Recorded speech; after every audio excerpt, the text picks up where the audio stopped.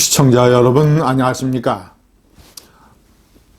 우파가 걱정과 불안의 연말연시를 보내고 있습니다. 윤석열 후보의 지지율이 오차범위 바깥으로 이재명 후보에게 뒤지는 걸로 나타나는 여론조사가 여러 개 있습니다.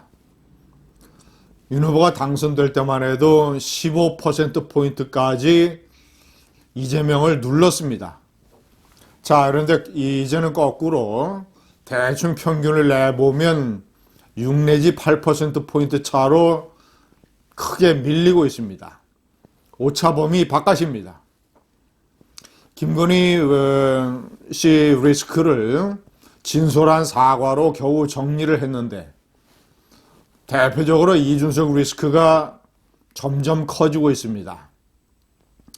우파가 이준석을 제대로 처리하지 못하고 혼란과 방황 속에 빠져 있습니다. 거기에 이준석의 성상납 의혹 리스크가 커졌습니다. 자, 그런데 문제는 이것이 우파를 공격하는 아주 가시로 계속 작용을 해서 푹푹 찔러대고 있다는 것입니다. 가세연이 성상납 의혹을 터뜨렸을 때만 해도 많은 우파의 유권자들이 기대감이 컸습니다. 저 폭로하는 내용으로 보자면 성상납 의혹이 거의 100% 진실일 가능성이 높다. 자, 그러면 아무리 이준석이라 하더라도 이것을 부인하지 못할 것이다. 이준석이 며칠 고민하다가 스스로 거취를 정할 수밖에 없을 것이다. 이준석이 사퇴하게 되면 가세연의 폭로로 이준석을 제거하고 이준석이가 침묵과 자숙 속으로 들어가게 되면 골치 아픈 이준석이라고 하는 암덩어리를 제거하게 된다. 자, 그러면 윤석열 후보가 이제 이재명 후보를 상대로 돌진하는 일만 남았다. 이런 기대감이 있었습니다만은 천만의 말씀입니다. 상황은 거꾸로 가고 있습니다. 우선 첫 번째, 제가 몇 가지 포인트를 정리를 했습니다. 첫 번째, 이 사건이 복잡하고 그리고 우파에 대해서 유보적인 입장을 가지고 있던 중도층 이런 사람들에게 나쁜 영향을 주는 것은 박근혜라는 이름이 또 등장하기 때문입니다. 자, 김성진이라고 하는 아이카이스트의 사장, 대표. 김성진이는 충북 음성 출신으로서 이게 어렸을 때부터 컴퓨터 천재라는 얘기를 듣던 인물입니다. 중학교, 고등학교, 이 한국정보올림피아드라고 하는 IT 경진대회에서 금상, 대상 이런 것을 수상을 하고 그 이후에는 각종 소프트웨어 대회를 휩쓸었습니다. 자, 그래서 2011년에 아이카이스트라고 하는 이 기존의 칠판 대신에 일종의 전자칠판, 선생이 터치 스크린으로 스크린을 터치하면 각종 자료가 쫙 펼쳐지고 그것이 학생들의 이 패드와 연결이, 전자 패드와 연결이 돼서 자료를 내려받을 수 있고 이런 획기적인 교육 스마트 교육 혁명 자료 이런 기술을 개발을 해서 자, 카이스트가 역사상 처음으로 카이스트라는 이름을 빌려준 김성진이는 카이스트를 나왔습니다. 아이카이스트라는 그리고 카이스트가 49%의 지분을 투자한 이런 기업을 만들었고 이 기업을 키우고자 하는 이 김성진이를 아는 사람들의 증언에 따르면 대단히 욕심이 많고 욕망이 크고 야심가라고 합니다. 2011년에 만들었고 이 김성진과 이준석, 김성진이가 1984년생, 이준석이가 1985년생, 한 살 차이입니다. 두 사람의 유착관계, 그리고 대정 유성 리베라 호텔 룸사롱에서의 술 접대 이런 것이 등장하는 시점이 그 2년 후인 회사를 만든 2년 후인 2013년 7월 8월입니다. 자, 그리고 대전 특구, 박정희 대통령이 만든 기술 특구죠.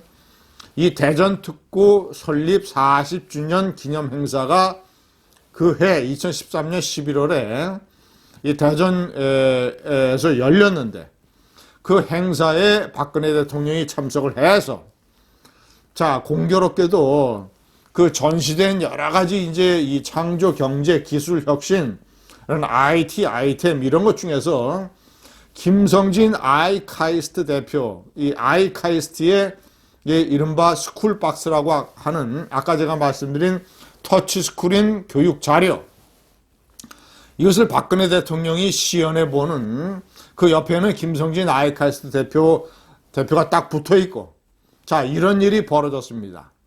자, 그렇다면 김성진으로부터 술 접대 이런 것을 받은 가세연의 주장에 따르면 상납 접대 뭐 이런 것을 받은 이준석이가 박근혜 정권 초기니까 그 직전까지, 그 전에 총선 때 비대위원장으로 박근혜 키드로 정치판에 등장을 했으니까, 그때 이준석이가 여러 가지 커넥션을 통해서 박근혜 대통령을 움직여서 이 전시회에 이 아이카이스트 제품을 시연하도록 만든 것 아니냐, 이런 주장을 지금 가세연이 하고 있습니다.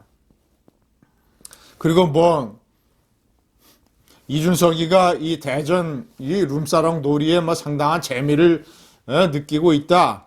그래서 이제 앞으로 뭐 이준석을 꼬셔서 박근혜 대통령을 대전으로 불러 끌어내리는 것은 시간 문제다. 뭐로 이런 식의 문자까지 가세연이, 김성진의 문자까지 가세연이 공개를 하고 있습니다.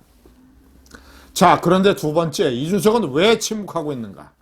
자신의 김성진과의 관계, 룸사롱에 갔는지 안 갔는지, 술만 마셨는지, 성상납이 있었는지, 박근혜 대통령이 아이카이스트 시연 제품 시연을 하게 된 것이 자신과 관계가 있는 것인지 없는 것인지, 이준석은 아무런 설명을 하지 않고 침묵만 하고, 이거 허위 사실이다 이런 주장만 하고, 명예훼손 혐의로 가세연을 고소했습니다. 근데 많은 사람들은 이준석의 반응에 대해서 의아심을 가지고 있습니다. 이 부인하는 정도가 너무 약하다. 단순히 시간 끌려고 고소를 해놓은 것 아니냐. 김성진과의 관계, 룸사롱 뭐 이런 것에 관해서 왜 설명을 하지 않는가. 세 번째, 가세연은 녹취록을 가지고 있다고 합니다. 술자리에. 이 녹취록만 공개되면 이준석이가 부인을 할 수 없다 이런 주장을 해오고 있습니다. 원래는 어제 저녁 7시 라이브 방송에서 녹취록을 공개한다고 했었습니다. 그런데 이런저런 핑계를 대면서 녹취록을 공개하지 않고 있습니다. 가세연의 주장은 과연 사실이냐? 녹취록을 왜 공개하지 않느냐? 자, 네 번째, 이준석이가 이 문제를 어떻게 대응하는가를 며칠 살펴보고 있었습니다. 김종인은. 그런데 이준석이가 명예훼손으로 고소하자 이준석이가 이 문제에서 탈출할 수 있을 것으로 판단을 하고, 김종인은 내일 오찬 회동 약속을 이준석과 잡았습니다. 왜 오찬을 하겠습니까? 이준석이가 선대위에 복귀할 수 있는 그럴듯한 명분을 만들어 주려는 거 아니겠습니까? 만약에 이준석이가 김종인의 그런 명분 자락 깔기 이런 것에 도움을 받아서 선대위에 복귀라도 하게 된다면 우파를 계속 쿡쿡 찔러대고 있는 이준석이라고 하는 가시, 우파를 괴롭히는 이준석이라고 하는 폭탄, 이준석 리스크는 계속 시간을 끌면서 윤석열 후보를 공격을 하고, 또 성상납 의혹 스캔들은 그대로 유지가 되면서 많은 중도 유권자들이 떠나게 되고, 그리고 이준석을 지지하던 2030에서도 표 떨어지는 소리가 우수수 들리고, 가세연은 빨리 녹취록이 있다면 공개를 하라. 자, 그런 걸로 인해서 이준석의 문제를 빨리 정리를 한 우파가 이준석의 문제를 빨리 정리를 해야 됩니다. 자, 그렇지 않으면 해가 바뀌고 신년 여론조사에서 더 아주 나쁜 결과가 나오고 이제 선거가 2달밖에 남지 않았습니다. 언제 분위기를 반전시켜서 언제 역전해서 언제 승기를 잡을 것입니까? 감사합니다.